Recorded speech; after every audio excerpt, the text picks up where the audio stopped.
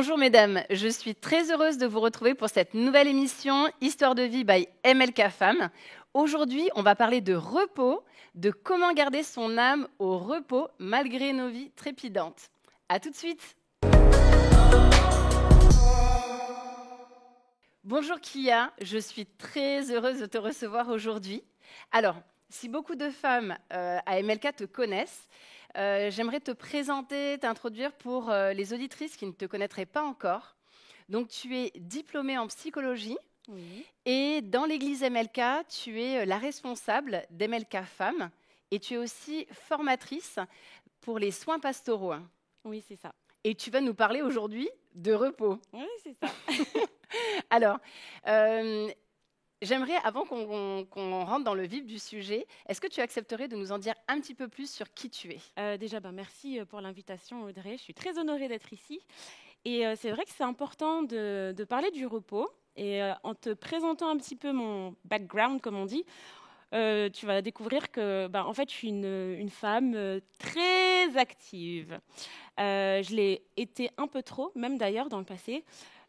Pour te dire, quand j'avais 25 ans, déjà, on me disait « mais t'as eu combien de vies ?» Voilà. Petite, j'étais déjà militante. À 8 ans, déjà, j'étais dans une association de militantisme. Enfin, voilà, j'ai un tempérament où j'ai vraiment envie d'être engagée pour les causes citoyennes, civiques. Donc, je suis autant engagée à l'église qu'à l'extérieur. Ce qui a fait que voilà, j'ai travaillé dans une radio pendant 7 ans. J'ai fait de la prévention pour le suicide dans une association. J'étais mono, j'étais dans une chorale, j'étais manager dans un grand groupe. J'ai repris mes études à 30 ans pour être psychologue. J'exerce en tant que psychologue aujourd'hui. Et comme tu l'as dit, voilà, je suis très engagée aussi au niveau de l'église. Mais du coup, alors, excuse-moi, mais alors, ça fait beaucoup de choses. Ouais. Est-ce que ça fait pas trop ? Est-ce que, alors moi c'est la question que je me pose, mais là quand je t'entends, je suis admirative. En même temps, je me pose la question du surmenage. Oui. Et tu as raison de te la poser, parce que c'est vraiment ce qui m'est arrivé aussi. Mais bon, j'ai corrigé entre-temps, d'où l'importance pour moi d'aborder ce sujet-là. Mais pendant un bon moment, je dirais même pendant 7 ans, parce que les années passent, mon quotidien, c'était me lever à 5-6 heures et me coucher, on va dire, à minuit, 1 heure. Ah oui. Tu vois, et je travaillais 7 jours sur 7. C'est-à-dire qu'à l'extérieur, je travaillais donc dans un groupe immobilier. Et puis le soir, j'enchaînais avec la radio et j'enchaînais avec les réunions d'église. Et les week-ends, je ne m'arrêtais pas, je servais du matin jusqu'au soir. Et effectivement, mon corps, à un moment donné, m'a dit stop. Ah oui. Complètement stop. Mais sans même parler du corps, tu sais, quand tu enchaînes comme ça, le rythme effréné de la vie, tu passes à côté du moment présent. Tu vois ? Or, la vie, c'est une succession de moments. Donc, tu passes à côté de toi, tu passes à côté de ta vie. Et puis, les moments sont faits de rencontres avec les personnes. Donc, finalement, tu passes à côté des gens. Tu vois ? Et je me suis dit, mais Kia, tu es en train de devenir qui ? Et c'est vrai que j'ai souvent ce réflexe de me poser la question, qui es-tu en train de devenir ? Et là, j'ai eu un peu peur. Comme je me suis dit, en tout cas, je ne ressemble pas à la personne à laquelle j'aspire être. Alors, du coup, c'est vraiment très intéressant. Alors, je me dis, du coup, on comprend là que le surmenage, ça a été compliqué. Mais alors, qu'est-ce qui peut nous pousser à rester en fait dans ce rythme-là ? Je dirais que déjà, on est dans une société qui ne nous aide pas forcément à ralentir. Moi, je vais mettre les pieds dans le plat. Je dis qu'on est dans une société qui idolâtre la vitesse. T'as qu'à voir. Les publicités, les médias, lorsqu'ils veulent vendre un produit, ils vont jamais te présenter celui qui marche à 2 à l'heure. Non, ils vont te montrer l'image du businessman, de la working girl, qui se lève, qui fait du sport, qui a une grosse voiture de sport, qui est occupée, un agenda, une Rolex, la personne active, et ça va vite, ça va vite, ça va vite. Voilà ce qu'on nous vend, en fait. Et puis, c'est vrai qu'on ne va pas se mentir, avec la numérisation, aujourd'hui, les rythmes ont été aussi accélérés. Donc, tout nous pousse à aller vite. Et tout nous pousse à être dans l'urgence. Et l'urgence, pour moi, c'est une violence faite à l'âme. Excellent. Et du coup, est-ce que ça a eu des conséquences sur toi ? Oui.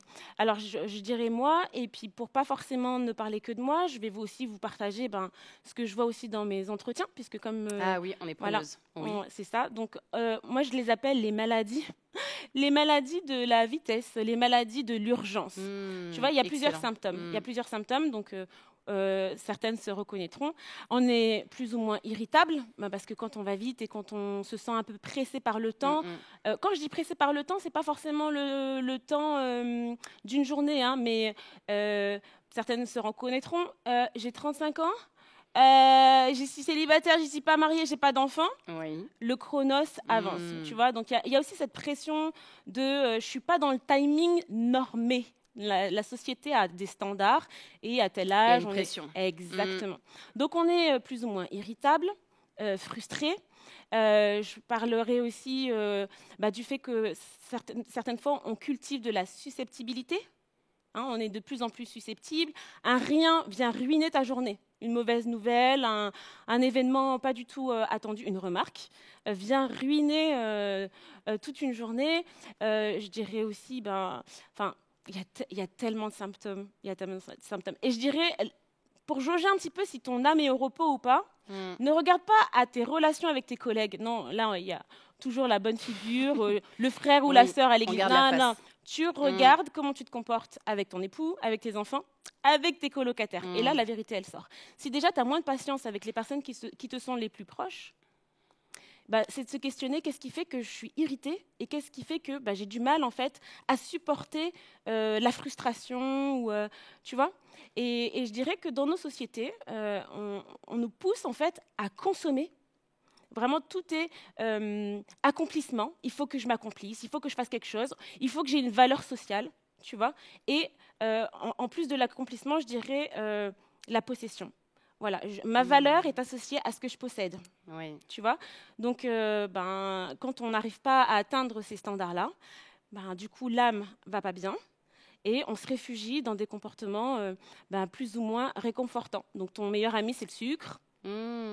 Intéressant. Pour certains, ça peut être les marathons Netflix, voilà. Ça peut être l'alcool, ça peut être tellement de choses qui vont venir combler et remplir quelque chose que tu n'arrives pas à satisfaire. Waouh, cette notion de maladie de l'urgence, j'en avais jamais entendu parler. D'ailleurs, ça vient peut-être de toi et c'est très riche. Mais et je suis sûre que ça intéresse nos auditrices. Je trouve ça très intéressant. Tu nous as parlé de plusieurs symptômes. La question là que je me pose, est-ce que parmi ces symptômes, il y en a peut-être un qui, à un moment donné, t'a interpellé et qui t'a fait dire non, là, en fait, il va falloir que je trouve une solution? Oui. Je dirais l'amour. Je m'explique. Quand tu es pressé et quand tu n'as pas le temps, on ne va pas se mentir, tu n'as pas le temps d'aimer, en fait.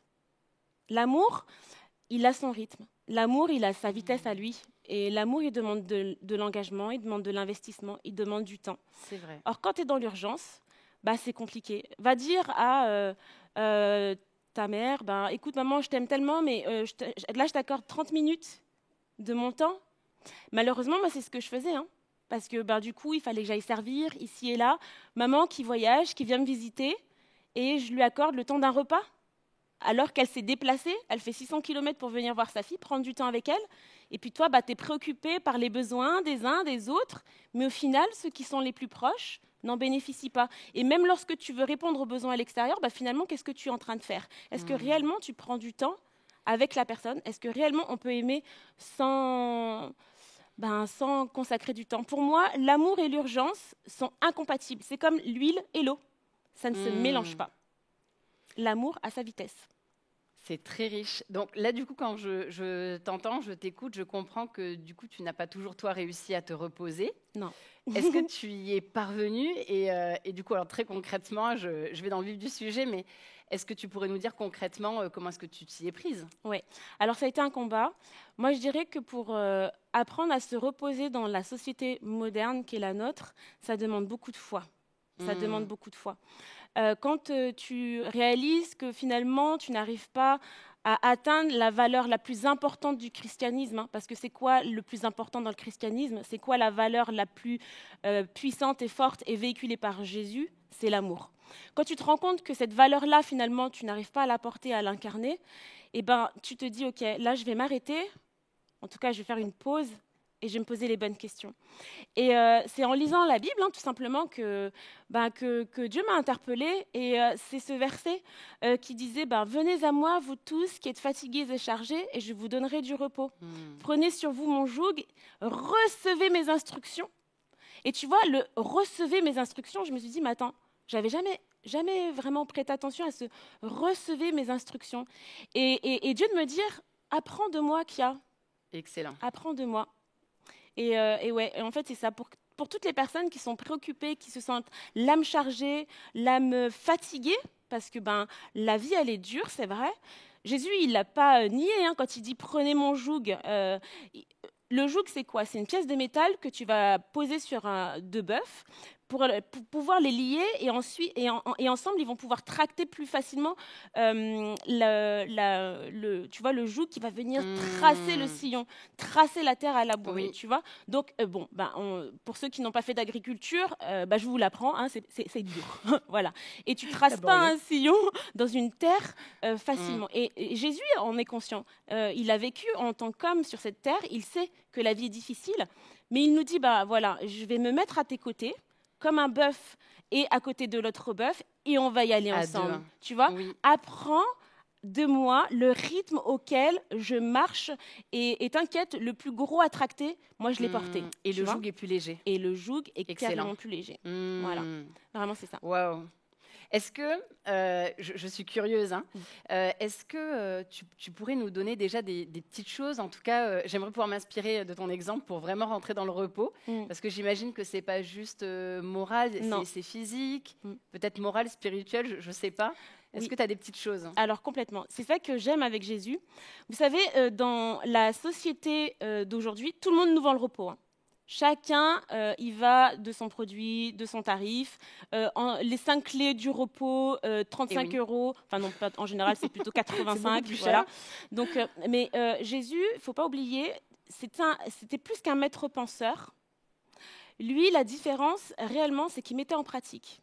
Tu vois, et Dieu de me dire, souviens-toi que Jésus, c'était un prof, en fait. C'était un maître. Un enseignant. Il enseignait des disciples. Oui. Tu vois. Et là où il était différent, c'est qu'il ne faisait pas que de la doctrine, que de la théologie, mais il montrait à ses disciples comment mettre en pratique. Donc, qu'est-ce que j'ai fait? J'ai regardé dans la Bible et je me suis dit, Seigneur, comment tu te reposais? Et j'ai redécouvert quelques principes assez simples, mais difficiles à mettre en place. Je sens que ça va piquer. Ouais, le sabbat. Ah oui. Le sabbat. Alors, il y en a beaucoup qui disent « Ah, mais le sabbat, c'était pour avant ». Le sabbat, Dieu, avant même qu'il donne la loi au peuple israélite. Alors, qu'est-ce que c'est que le sabbat? Le sabbat, c'est consacrer un jour au repos. Et donc, ça ne veut pas dire que tu ne fais rien, mais c'est un jour où tu vas mettre de côté tes préoccupations. C'est un jour où tu vas te rappeler de ton Créateur et tu vas faire une pause. Et tu vas faire confiance à Dieu pour tous tes besoins du quotidien. Le jour où tu ne vas pas travailler, tu vas lui faire confiance et tu vas croire qu'en ce jour, il va te renouveler physiquement, spirituellement, parce que c'est un temps de communion avec lui, mais aussi un temps de communion avec les tiens. Eh bien, lui, il s'occupe de toi. Tu vois, et j'ai beaucoup aimé parce que dans la loi, donc Dieu a donné au peuple de respecter le sabbat, et il a donné une promesse. Il a dit, voilà, ce jour-là, souvenez-vous que vous ne devez plus être affranchis de quoi que ce soit. Vous êtes sortis d'Égypte, vous n'êtes plus esclaves de quoi que ce soit. Eh bien, quand je pratique le sabbat, c'est-à-dire quand je mets ce jour à part où je décide de ne plus me préoccuper, de faire confiance à Dieu, je me rappelle que rien ne doit venir voler ma liberté. Waouh, c'est tellement riche. Merci beaucoup, Kia. Kia, est-ce que tu pourrais donner un conseil pratique aux femmes qui aspiraient, qui aimeraient expérimenter très concrètement ce repos? Oui, alors je vous encouragerais à ne pas vous décourager, à créer des espaces de communion et de rencontre avec Dieu. Les temps de silence, ça fait peur, mais c'est nécessaire. Notez le nombre de fois où Jésus se retirait dans un lieu un peu désert pour se retrouver avec son Père. Bien, essayez de faire la même chose. Alors, vous allez voir, au début, ça fait un peu peur, surtout quand vous faites des retraites de plusieurs jours, mais vous n'êtes pas obligé de le faire sur plusieurs jours. Mais vous allez voir que le silence fait que vous allez entendre votre âme revivre. Et là, il y a toutes ces choses qui vont remonter. N'ayez pas peur, faites confiance à Dieu. Le Saint-Esprit va vous conduire et va vous montrer en fait ce qu'il va falloir gérer et régler peut-être aussi. Donc, moi, je dirais oui, faites de l'espace, créez-vous des espaces, partez en retraite s'il le faut, 1 jour, 2 jours, 3 jours, une journée. Sur une journée, prenez 4 heures, je ne sais pas, 6 heures, comme vous pouvez selon vos possibilités. Vous pouvez aussi avoir des enfants, donc je peux comprendre que ce ne soit pas évident. Mais ces temps d'espace sont plus que nécessaires, ils sont vitaux. Et c'est le maître qui nous les a enseignés. C'est tellement bon. Est-ce que je peux te demander encore de bénir les femmes ? D'accord, avec grand plaisir. Alors, si tu me le permets, je vais juste lire ce verset qui a transformé ma vie. Très bien. Et c'est une version anglaise que je vous ai traduite, mais elle va vous parler et je pense que ce sera une vraie bénédiction. « Es-tu fatigué, épuisé, brûlé de religion ? Viens à moi. Pars avec moi et tu récupéreras ta vie. Je vais te montrer comment prendre un vrai repos. Marche avec moi et travaille avec moi. Regarde comme je le fais. Apprends les rythmes de grâce sans contrainte. Je ne poserai rien de lourd ou de mal adapté sur toi. Reste en ma compagnie et tu apprendras à vivre librement et avec légèreté. » Ça, c'est le passage que je vous ai parlé tout à l'heure. Matthieu 11, 28 à 30. Venez à moi, vous tous qui êtes chargés et fatigués, je vous donnerai du repos. Reste en ma compagnie et tu apprendras à vivre librement et avec légèreté. C'est tellement bon. La parole de Dieu est excellente. Ce verset me bénit et je crois qu'il vous bénit aussi. Je vous encourage vraiment à garder précieusement tout ce que vous avez reçu. Et je vous donne rendez-vous pour la prochaine émission Histoire de vie by MLK Femmes. Au revoir.